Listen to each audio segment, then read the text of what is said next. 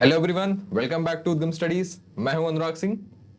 So finally uniform civil code is implemented in the state of Uttarakhand. जैसा पुष्कर सिंह धामी ने promise किया था वैसा ही इन्होंने किया। इन्होंने अपने इलेक्शन कैंपेन में प्रॉमिस किया था कि ये अपने अगले टर्म में यूसीसी को इंप्लीमेंट करेंगे इन उत्तराखंड, और उन्होंने अपने इस टर्म में कर भी दिया है। सो आज हम इस वीडियो में देखेंगे कि आफ्टर इंप्लीमेंटेशन ऑफ यूसीसी क्या क्या चेंजेस होने वाले हैं in the personal law. So before starting the video, अगर आपने इस चैनल को सब्सक्राइब नहीं किया है so do subscribe to Udgam studies. यहां पे आपको सारी इंपॉर्टेंट करंट अफेयर्स वीडियोस मिलती हैं। और अगर आपको मेरी वीडियो सबसे पहले चाहिए so you can join this Telegram channel that is उद्गम स्टडीज। तो चलते हैं अपने टॉपिक की तरफ। यहां पर आप आर्टिकल देख सकते हैं, uniform civil code comes into effect. एक दूसरा आर्टिकल भी आप देख सकते हैं कि uniform civil code in Uttarakhand from today, impact on marriage, divorce, live in relationship etcetera. तो ये है हमारा प्यारा भारत।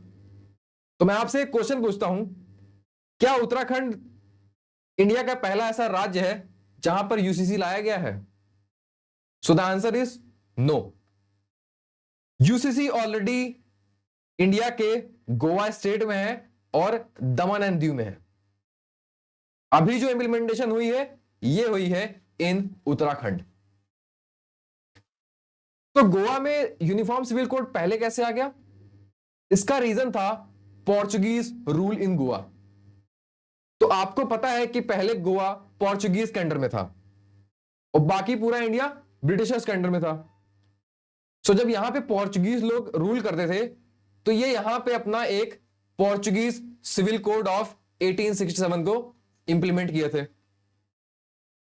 इसके अंडर जो पर्सनल लॉ थे वहां पे यूनिफॉर्मिटी थी।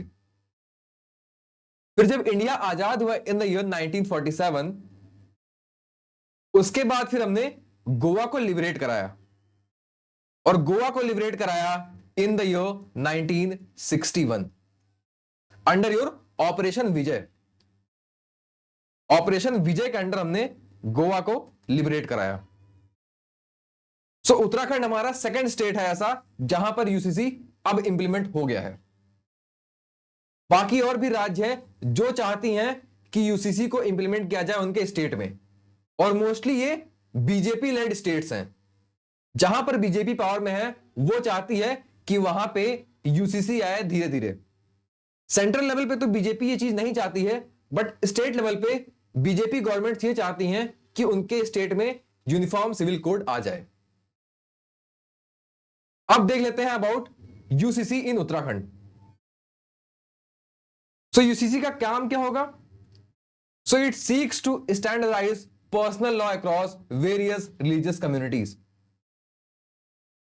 सो जो इंडिया में बहुत सारे पर्सनल लॉज हैं, जो इंडिया में बहुत सारे पर्सनल लॉज हैं उनको स्टैंडर्डाइज करना यह काम है यूसीसी का। और जो आपका यूसीसी है इन उत्तराखंड, ये रिलेट करेगा या ये उन इश्यूज को ऊपर एड्रेस करेगा जैसे हैं आपके marriage, divorce, succession, live in relationship. ऐसे मुद्दों पे ये डील करेगा। और इसमें कुछ और भी चीजें हैं जैसे हो गए आपकी डाइवोर्स, पॉलीगामी, हलाला। तो ये सारी जो प्रैक्टिसेस होती हैं इसको भी रोकेगा ये आपका uniform civil code. So what is actually uniform civil code? So uniform civil code is a common set of rules that govern the entire nation irrespective of their religion. और इसकी बात की गई है इन द आर्टिकल 44। तो Indian constitution के article 44 में इसकी बात की गई है। और यह है आपका एक डीपीएसपी। डीपीएसपी मतलब directive principles of the state policy, कि हर स्टेट को या हमारे देश को इस डायरेक्शन में चलना चाहिए। ये चीजें हैं, इसके ऊपर गवर्नमेंट को काम करना चाहिए। ये होता है मतलब डीपीएसपी का। सो ये चाहता है to create uniformity in personal laws across all religion. जैसे हमारे कंट्री में अगर कोई क्राइम करता है, भले वो किसी रिलीजन का आदमी हो, उसके ऊपर एक ही कानून लगता है, चाहे वो बीएनएस का हो चाहे बीएनएसएस का हो। तो उसी तरीके से गवर्नमेंट चाहती है जो सिविल मैटर्स हमारे, जैसे प्रॉपर्टी हो गया, मैरिज हो गया, इनहेरिटेंस हो गया, तो इसमें भी अब एक समान कानून आए, ये चाहती है अब बहुत सारी गवर्नमेंट्स इन इंडिया। अब देखते हैं हम timeline of the implementation of UCC in Uttarakhand. 2022 में जब इलेक्शन कैंपेन हो रहा था इन उत्तराखंड, उस टाइम पे chief minister Pushkar Dhami promise किए थे कि ये अपने अगले टर्म में यूसीसी को इंप्लीमेंट कर देंगे। उसके बाद गवर्नमेंट ने इनको उसके बाद जनता ने इनको जिताया, और जीतने के बाद ये अपना प्रॉमिस पूरा करने के लिए एक कमेटी बनाते हैं। ये कमेटी थी 5 मेंबर की, और इसको हेड कर रही थी जस्टिस रंजना प्रकाश देसाई। ये कमेटी बनाई गई थी टू ड्राफ्ट यूसीसी, और इसने इनकॉर्पोरेट किया फीडबैक्स फ्रॉम ओवर 2,30,000 सिटीजन्स। ये जो कमेटी थी इसने फीडबैक लिया अराउंड 2.5 लाख लोगों का, और उसके बाद 740 पेज का एक ड्राफ्ट तैयार हुआ, जिसको प्रेजेंट किया गया धामी साहब के सामने ऑन 2 फरवरी 2024। उसके बाद इसको मिलती है कैबिनेट की मंजूरी ऑन 4 फेब, और इसको स्टेट असेंबली में पास भी कर दिया जाता है ऑन 7 फेब। तो आप देख सकते हैं 1 हफ्ते के अंदर इसको लाया गया, कैबिनेट ने मंजूरी दी, और फिर इसको असेंबली ने पास कर दिया। उसके बाद ये जाता है आपके गवर्नर साहब के पास। तो उस टाइम के जो गवर्नर थे लेफ्टिनेंट जनरल गुरमीत सिंह, इन्होंने इसको अप्रूव दे दिया ऑन फेब 28 को। तो 28 फरवरी को इसको अप्रूवल मिल गया गवर्नर साहब का। तो पूरे फरवरी मंथ में ये आया, प्रेजेंट हुआ, अप्रूव हुआ, गवर्नर साहब ने भी उसको अप्रूव कर दिया। उसके बाद ये जाता है राष्ट्रपति के पास, प्रेसिडेंट द्रौपदी मुर्मू के पास जाता है, और वो इसको अप्रूव कर देती हैं ऑन मार्च 11, 2024।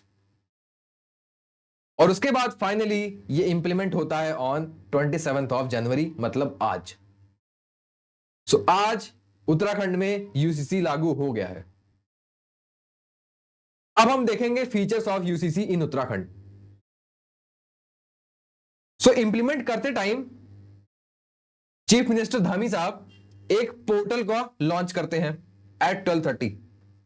यहां पर जो भी सिटीजन है ऑफ उत्तराखंड, वो अपने marriage, divorce, succession, live in, ये सब कुछ रजिस्टर कर सकते हैं, और ये प्रोसेस होगा रिमोटली, मतलब आप ईमेल से, एसएमएस के थ्रू इसको आप अप्रूव करा सकते हैं। दूसरा इंपॉर्टेंट फीचर है, ये अप्लाई करता है on all residents of Uttarakhand, including those living outside of the state. मतलब जितने भी नागरिक हैं, जितने भी लोग रहने वाले हैं उत्तराखंड के, उनके ऊपर ही ये एप्लीकेबल होगा, भले वो स्टेट के बाहर क्यों ना रहते हो। सपोज एक आदमी है और वो स्टेट के बाहर रहता है, यूपी में रहता है, उसके ऊपर भी यूसीसी अप्लाई होगा। इसमें कुछ एक्सेप्शंस भी हैं, मतलब ये कुछ किन लोगों पे नहीं अप्लाई होगा, वो है आपके scheduled tribes and individuals under the protection of specific authorities are exempted. Tribal लोगों के ऊपर ये एप्लीकेबल नहीं होगा, और कुछ ऐसे इंडिविजुअल्स जिनको प्रोटेक्शन मिली है फ्रॉम सम स्पेसिफिक अथॉरिटी। ये था इसका सेकंड फीचर। तीसरा फीचर है लीगल मैरिज एज। तो इसने सेट कर दिया है 21 साल आदमी के लिए और 18 इयर्स फॉर अ गर्ल, कि अगर आप 21 साल के होते हैं तभी आप मैरिज कर पाएंगे, और 18 इयर्स फॉर वुमेन।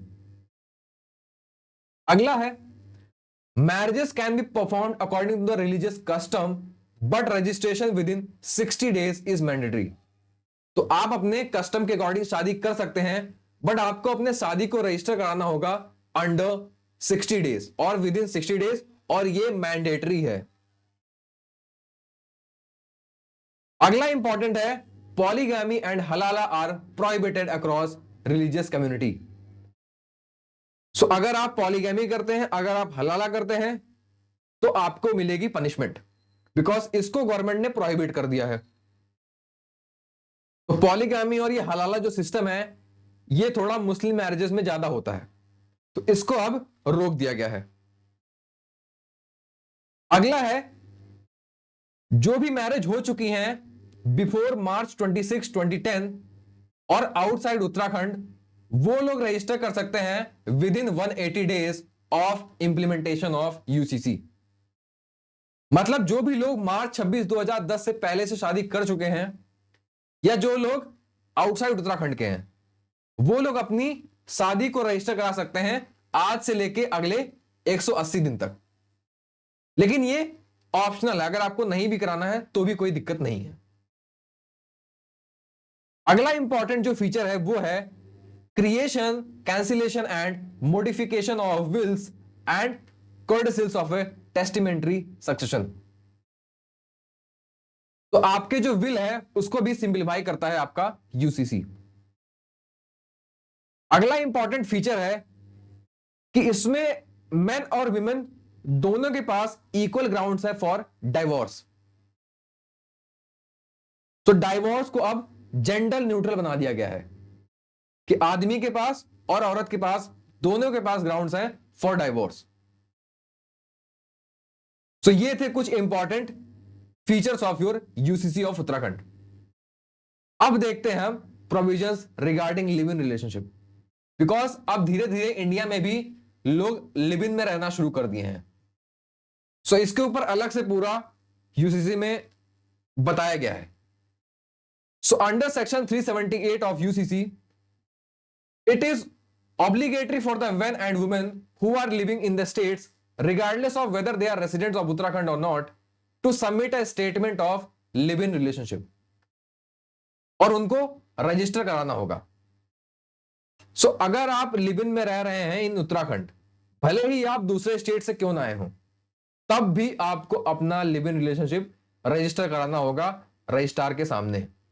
अगला इंपॉर्टेंट प्रोविजन है कि अगर एक कपल है, वो है रेसिडेंट उत्तराखंड का and he is living outside of Uttarakhand, और वो रह रहा है लिव इन रिलेशनशिप में, तो भी उसको अपना ये लिव इन रिलेशनशिप रजिस्टर कराना होगा रजिस्ट्रार के सामने विद इन देयर ज्यूरिसडिक्शन। और अगर आप फेल होते हैं इन प्रोवाइडिंग प्रॉपर डॉक्यूमेंट्स या फिर रजिस्ट्रेशन, तो आपको जेल टर्म हो सकती है अप टू 6 months और आपके ऊपर फाइन लग सकता है 25,000 का।